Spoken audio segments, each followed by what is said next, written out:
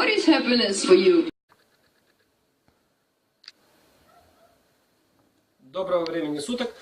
Отвечаю на вопрос, который задают часто относительно вешенки и кашля.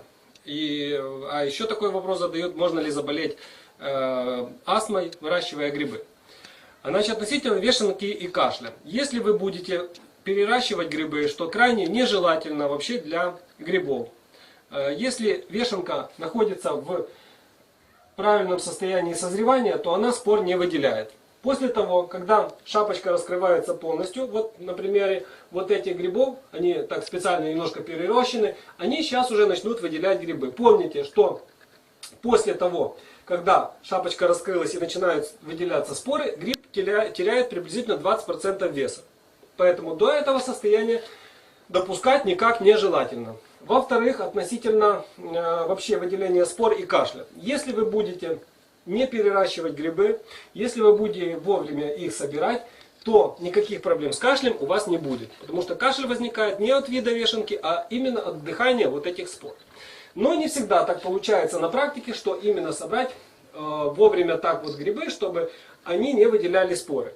Поэтому иногда получается, что одни грибы уже перерастают, а некоторые еще не доросли. Поэтому дотягиваем вот эти, значит, общий вид до какого-то среднего состояния зрелости, и одни грибы уже начинают споры, вторые дорастают, и мы, получается, все-таки эти споры вдыхаем. Для того, чтобы у нас не появлялся кашель, мы должны применять вот такие респираторы. Не обязательно они должны вот так вот выглядеть, но какие-то меры предосторожности обязательно нужно предпринимать. Поэтому давайте мы сейчас оденем вот такой вот респиратор. В нем, конечно, не совсем так удобно, как без него. Дышать немножко трудно, но он полностью плотно закрывает лицо, и больше этими спорами вдыхать не будем. Если применять такое незамысловатое приспособление, то никакой кашель нам не угрожает. И, естественно, если нам таким образом не будет угрожать кашель, то, естественно, и заболеть какой-то астмой и всем остальным принципиально мы не можем. Для того, чтобы действительно заболеть астмой, то нужно очень и очень хорошо постараться на протяжении многих лет не придерживаться значит, техники определенной специфической рабочей безопасности и специально надышаться вот этими спорами, чтобы заработать вот такую астму. Но если применять такие нехитрые приспособления, это даже может быть обыкновенная медицинская маска, стоматологическая, там, за копеечная. Вот, применять даже такую маску, она значительно вас избавит от дыхания вот этих спор. Но с ней лучше все-таки применять вот такие респираторы. И вообще относительно заболеваемости, я думаю, что каждый из вас знает, что есть в мире тысячи и тысячи людей, которые заболели, например, на астму, и никакого отношения в своей жизни они не имели к грибам. То есть вывод можно сделать, что причина такого заболевания, она не будет непосредственно связана именно с грибоводством или с грибами. Она будет связана с какой-то личной предрасположенностью у того человека, который может на это заболеть. Но применение каких-то элементарных средств защиты приведет к тому, что это избавит нас и от кашля, и от какой-то заболеваемости на этом поприще.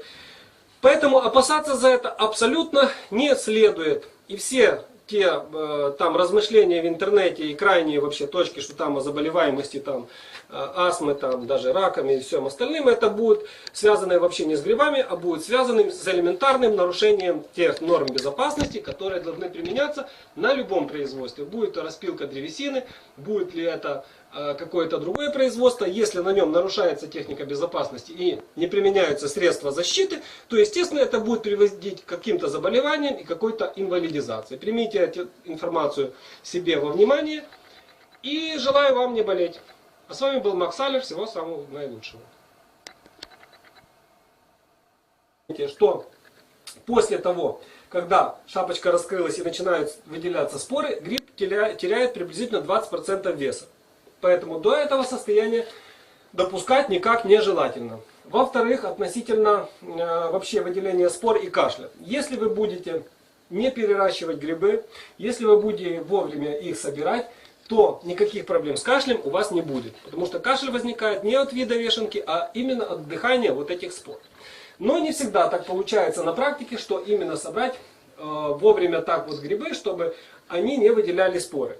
Поэтому иногда получается, что одни грибы уже перерастают, а некоторые еще не доросли. Поэтому дотягиваем вот эти, то естественно и заболеть какой-то астмой и всем остальным принципиально мы не можем. Для того, чтобы действительно заболеть астмой, то нужно очень и очень хорошо постараться на протяжении многих лет не придерживаться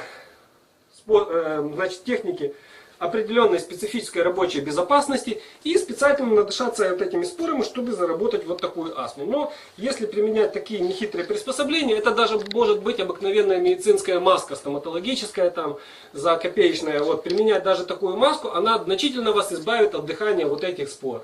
Но с ней лучше все-таки применять вот такие респираторы. И вообще относительно заболеваемости, я думаю, что каждый из вас знает, что есть в мире тысячи и тысячи людей, которые заболели, например, на астму, и никакого отношения в своей жизни они не имели к грибам. То есть вывод можно сделать, что причина такого заболевания, она не будет непосредственно связана именно с грибоводством или с грибами. Она будет связана с какой-то личной предрасположенностью у того человека, который может на это заболеть. Но применение каких-то элементарных средств защиты приведет к тому, что это избавит нас и от кашля, и от какой-то заболеваемости на этом поприще. Поэтому опасаться за это абсолютно не следует. So, what is happiness for you? Доброго времени суток.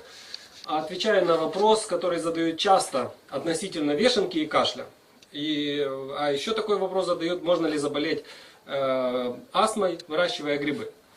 Значит, относительно вешенки и кашля. Если вы будете переращивать грибы, что крайне нежелательно вообще для грибов. Если вешенка находится в правильном состоянии созревания, то она спор не выделяет. После того, когда шапочка раскрывается полностью, вот на примере вот этих грибов, они так специально немножко перерощены, они сейчас уже начнут выделять грибы. Помните, значит, общий вид до какого-то среднего состояния зрелости, и одни грибы уже начинают споры, вторые дорастают, и мы, получается, все-таки эти споры вдыхаем. Для того, чтобы у нас не появлялся кашель, мы должны применять вот такие респираторы. Не обязательно они должны вот так вот выглядеть, но какие-то меры предосторожности обязательно нужно предпринимать. Поэтому давайте мы сейчас оденем вот такой вот респиратор.